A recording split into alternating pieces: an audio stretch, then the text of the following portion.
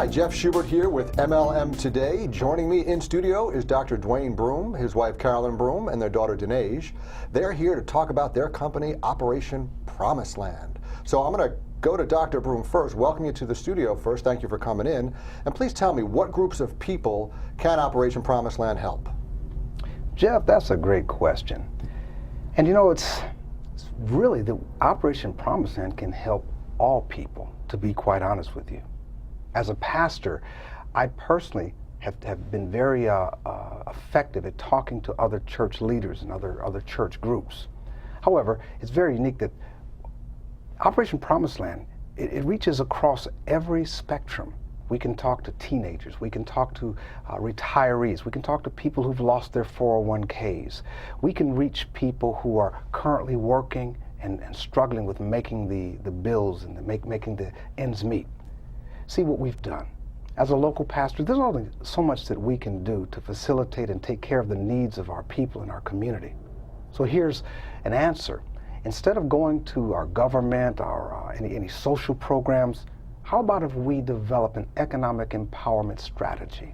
And that's what Operation Promised Land fundamentally is doing right now. We're teaching people to be entrepreneurs on a very basic level. Nothing that requires a great deal of output. It does require, as any entrepreneur knows, it does require effort and exercising diligence and persistence. Heard a wonderful person last night just tell me that the answer is commitment, persistence, and never giving up. And so what we're doing is we're teaching people, not requiring or asking our social programs or governmental programs, but we're being an answer to the community at this time. So the answer to the question is pretty broad, Jeff. I personally, as a pastor, I talk to other pastors, but in general, we're talking to everybody. Now, you mentioned you're a pastor, so is there a religious component to Operation Promised Land? Do you have to be of a certain religion, or is it for anyone? There is no religious requirement involved in Operation Promised Land. I'm glad you asked that question. You know, I believe that Operation Promised Land is for all people. I can't help it that I'm a pastor, but I'm going to share it with whoever will listen, because I believe God wants to help all men, not just any particular religious group, but all men. I believe this is for everybody. Now let me bring your lovely wife Carolyn into the conversation. Specifically, who does Operation Promised Land help, or who do you help? Well, who do we help? We help a lot of people, because what is happening within our Operation Promised Land membership, we have people who fall into all groups, whether it's a senior citizen, whether it's a college student, whether it's a stay-at-home mom. Right now, we have many people who are fearful of losing what income they might have. If someone is on unemployment, they're afraid unemployment's going to run out. If someone is working a job, they're afraid the job might close down. So we are truly trying to help empower everyone before they have that serious need. We have found it's easier to put money in the hands of somebody before they have need of it than to try to help them later, because they tend to be in a desperate situation after the fact. So we are truly trying to help as many people who will listen, as many people who want to put forth effort to change their present situation. Those are the people we can help. That sounds great. Now, Dr. Broom, I want to throw it back to you and ask, do you have any success stories then of people you've talked to who you've taken from the bottom, who are maybe struggling and are now either super successful or also maybe just, you know, making a nice living? Absolutely. There's a range. I had one man who he was elated that for the first time in 4 years, he was actually able to buy clothes for himself. Things had been tough in his life. He lost jobs. Before the economy got tough, he was in a difficult place. But he was able to buy clothes, and he was wearing those clothes, and he was excited about it. Another man, he was able to go to Costco, pushing a cart and not even stressing over when he got to the counter whether his credit card was going to go through or not, because he had enough cash in his pocket to make sure that he could pass through properly. So yes, we've had a number of different success stories. Another person bought a car. You know, great, a guy can buy a car, and you know, in this economy, to be able to go out and purchase a car, and he actually paid cash. And that, to him, he was liberated. He did not have any debt because he worked hard, he got involved with Operation Promised Land, and he learned some basic principles. Those are great stories. Those are great to hear, those kind of success stories. Now, let me ask you, why do you suggest multiple companies? Well, there's a couple different reasons for that. Number one, you know, we can have multiple products, and if we can enjoy products that help our bodies, we're about health and wellness, so if we can have different products that help different parts of our bodies, that's key number one. Number two, someone else, one of our individual members may only want to be involved in one product company, so that this way they get a choice if they want to be in one or the other, or they can be in multiple companies.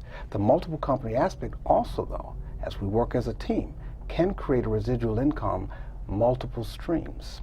Instead of having one stream of income, an individual actually, through this process and through our simple plan of action, can engage them in and afford them the ability to have multiple streams of income just by working together.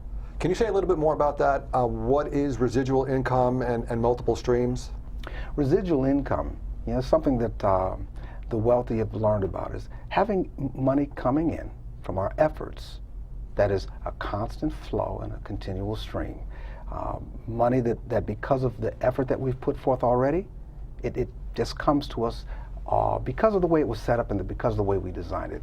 Pretty much like if you had a rental property and it was actually in a good position where you'd have money coming in over and above what the cost of the mortgage was, and that would become a residual income, somewhat like that.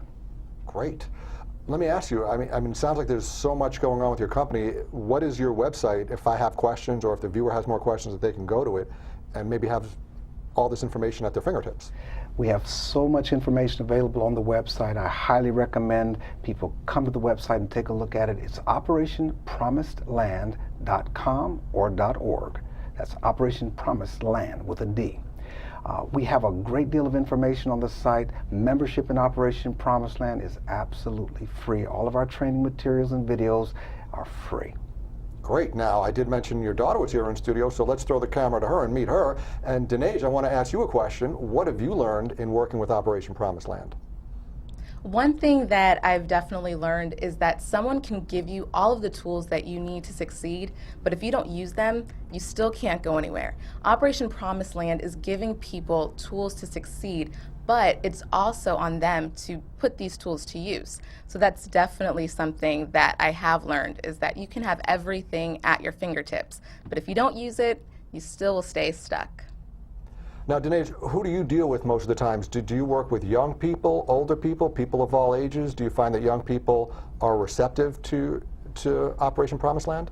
I definitely think young people are accepting it, because right now, with so many different networking and social networking sites that young people really are used to with our generation, so many people are embracing things like this, where you don't have to go to a meeting necessarily. You can do things online and get in touch with people in many different areas, in many different ways. So I think younger people are being very receptive to this. And especially for someone like myself, just coming out of college, you might not have that job coming right out, but with Operation Promised Land and getting it to these multiple companies, you can make money and you can focus on your career outside of that.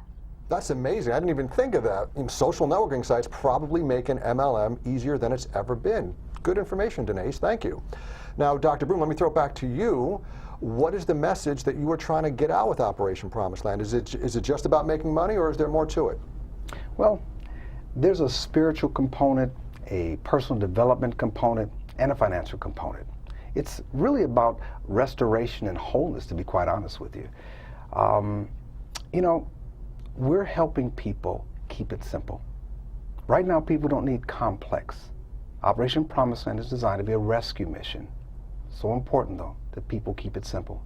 I believe in the direct selling industry. I believe it's a tremendous and wonderful industry, but we gotta keep it simple. The message is, let's help each other. I'm gonna rescue you, and you reach over and rescue somebody else, and let's keep it simple. That's great. That's going to do it for this piece. I want to thank the Brooms for joining me on MLM Today. We're going to do another segment with them, so be sure to tune in for that.